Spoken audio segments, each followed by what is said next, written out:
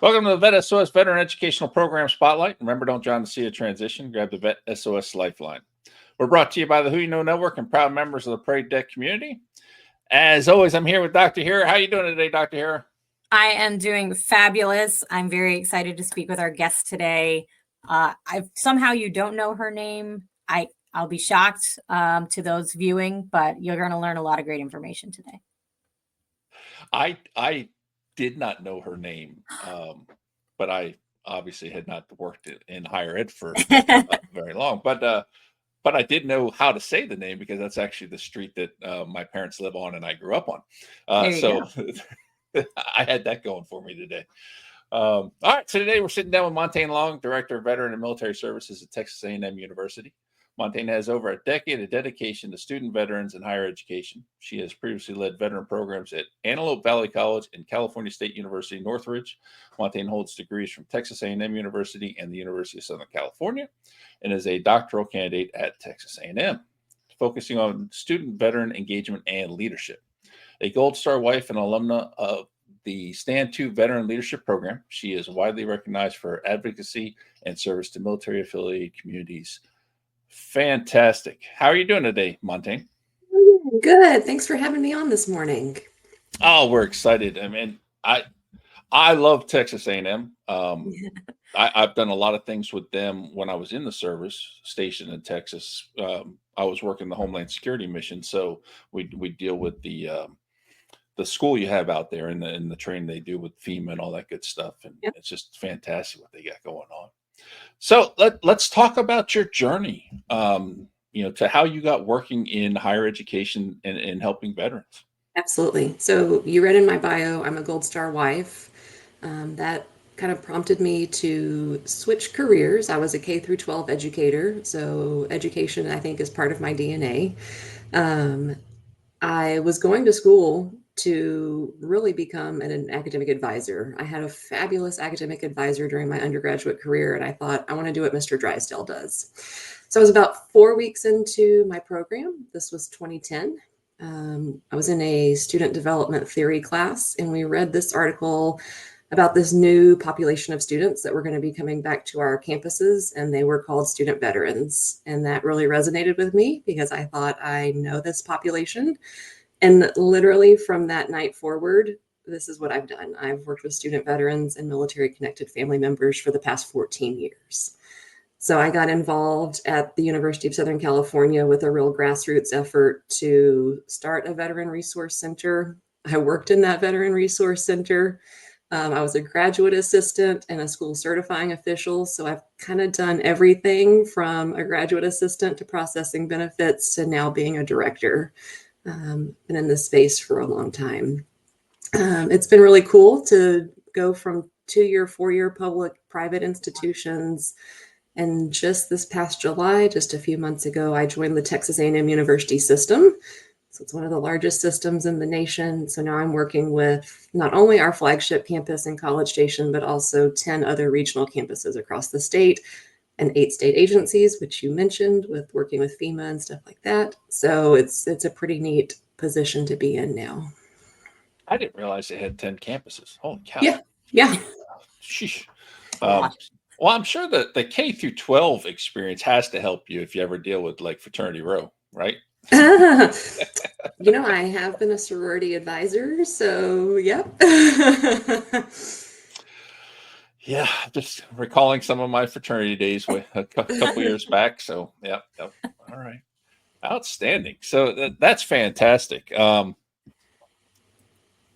mean, what kind of numbers are we talking about? That's what I was just wondering. I was like, you just mentioned so many campuses. Yeah. What does that look like for y'all? And I know the main campus is known for the core and right. So all that. So yeah, like how many veteran and military connected students are we looking at here on campus? Right. Campuses. So yeah, I've been on our main campus for the past 6 years. Our main campus has rated about 1,100 veterans, but looking across our state and across our system, we have over 4,000 veterans, over 400 active duty service members. We serve over 8,000 family members. So I'm dealing with over 12,000 students total. You have your Wow. own college under you right there, and that number of students. That's a We lot. we have over 150,000 students in our system, Yeah. so it's a large system. Yeah. And Texas is very military friendly, so Yeah. we have lots of veterans and their family members attending our institutions. So, what does programming look like then when you're serving that number of students, and then, of course, across all these different campuses? Yeah. So I am no longer in the programming business. Really, what I am responsible for is comprehensive support, strategic partnerships, Mm, innovative initiatives, fostering that collaboration and communication among our 11 campuses, ensuring best practices for our campuses, but also bringing to their attention programming that they could implement. So some of the things that I'm working on right now are some things about access to healthcare, some veteran mm, promise programs, looking at larger scale initiatives that we could implement for our entire state, our entire nice. system, but starting out with a few campuses and then scaling them and exporting them to the other campuses. Great. And does each campus have its own vet center They or? do, yes. Okay. So every campus has its own veteran center, Wow. um, at least staffed by one person. Some of them are resourced really well, some of them not as much. You know how the space is. Yeah. But every campus does have a center. Excellent. Yeah. I'm still like baffled by this. It's like 10 campuses. Now we got 10 centers. Um, oh man, that's just fantastic. So Yeah. now I'm assuming that everybody communicates, within your system there. Mhm.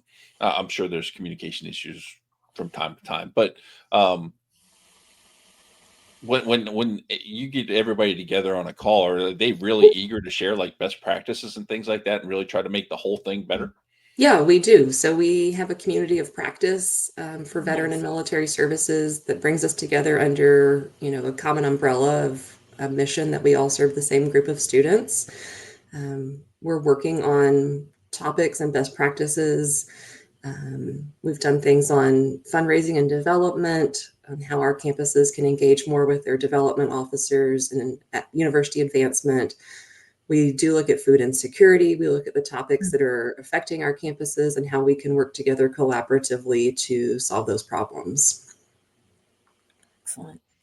When a student might be saying, wow, I was, interested in this, but that seems like a really big school system.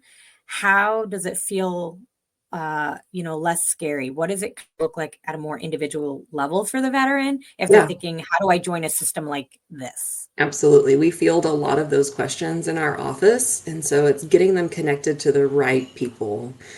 For our main campus, there is dedicated military admissions. And Oh, wonderful. so we have military admissions advisor counselors who work with our students from as far as 18 months to 2 years out while they're still active duty looking to separate and Wow. transition, helping them apply and make sure that the Mhm, courses they're taking transfer, or if they're at the community college, making sure everything is in line for their transfer. mhm.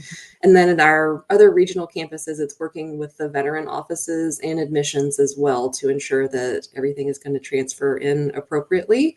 Or if they're transferring straight out of the military and into the institution, getting them set up for success for that transition. So it's a collaborative relationship between our veteran offices and admissions to ensure that we're getting those students to the right places. That is great. Now, is a big piece of the population, specifically the military connected, Mhm. how many of those are related to like Hazelwood Act? Because I know Yes. with Texas veterans that's a Yeah. big deal.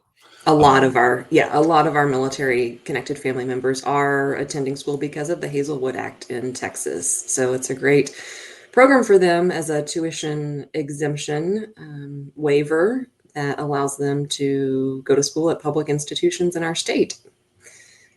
It has really kind of changed the landscape of higher education for military connected family members since the Legacy Act was put into place several years ago, where veterans can now transfer their benefits to their spouses and children.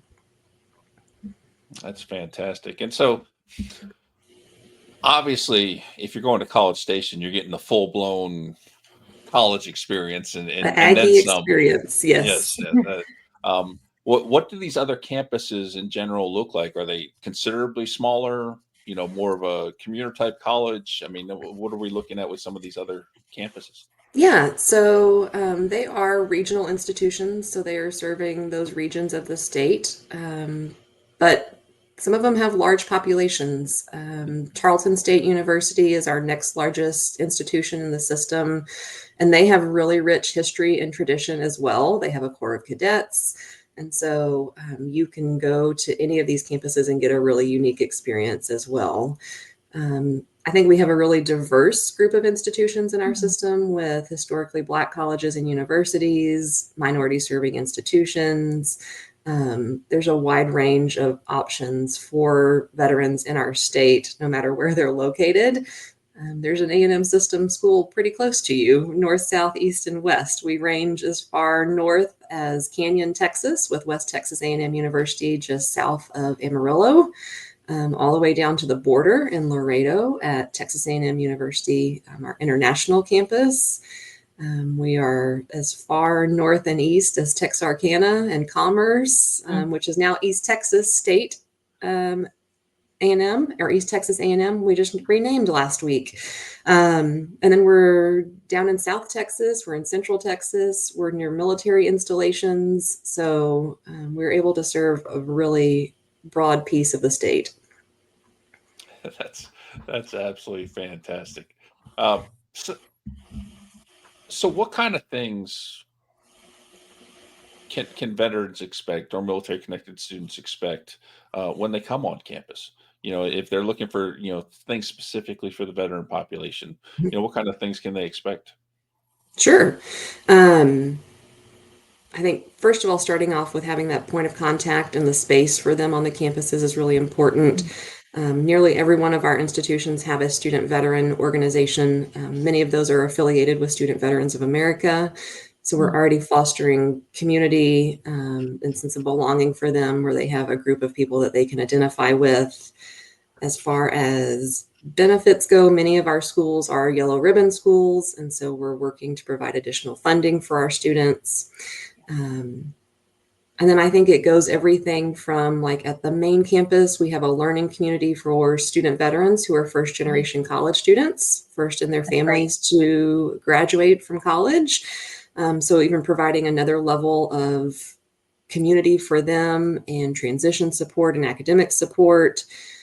Across our system, we have worked with an organization called Meals for Vets, which subsidizes a free meal plan for eligible student veterans. So a way of addressing food insecurity, and many of our campuses participate with that Texas-based nonprofit.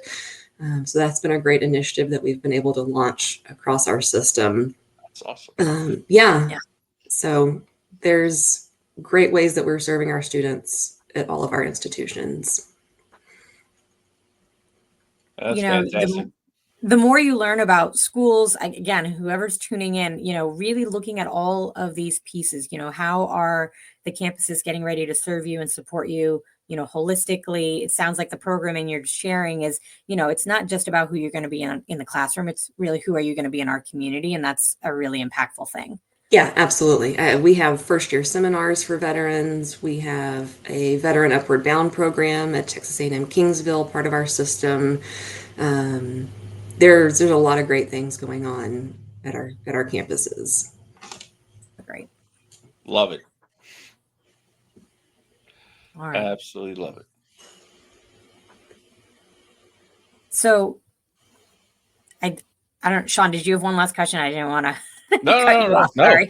No, I love what they're doing, and I'm still surprised by how big it is. And I know I'm like, that is a monstrous system. But again, the way it's broken down is, yes, it's a big system, but you can find your campus within that, which I think is a big thing. Again, going back to find the best fit for you and your family and whatever else needs there are.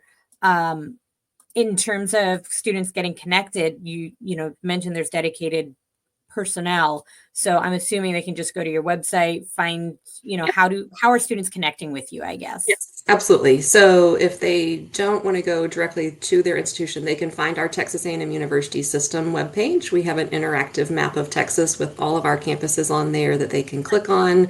It'll take them directly to the Veteran Resource Center for that campus and put them in contact with the right people if they want to find out more about that institution, more about the programs that are offered, and if they're interested in becoming a student there.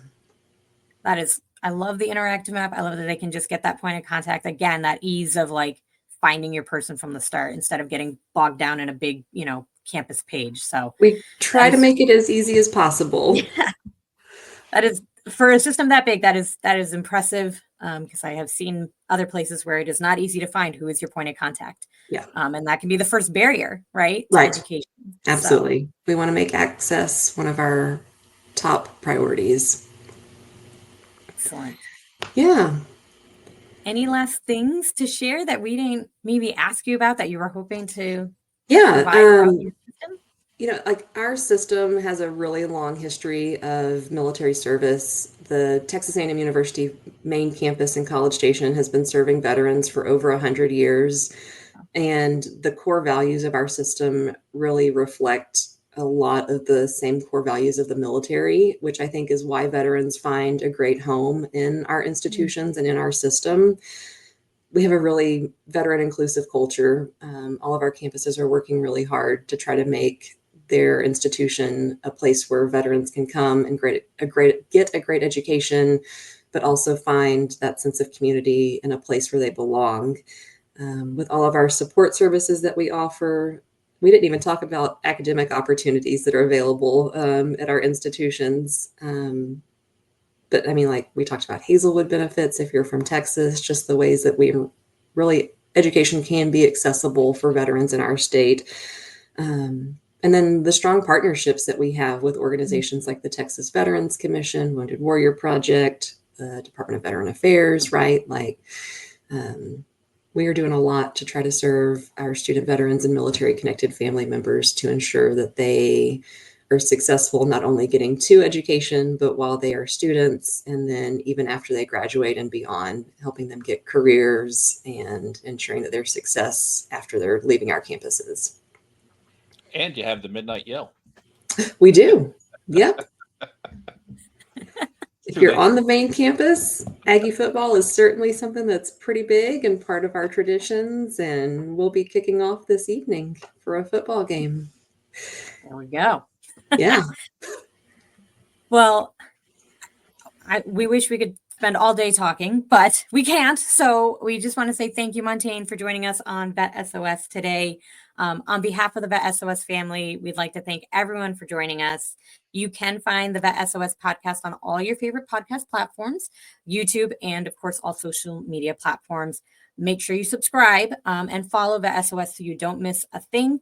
And please remember, don't drown in the sea of transition. Grab the Vet S.O.S. lifeline.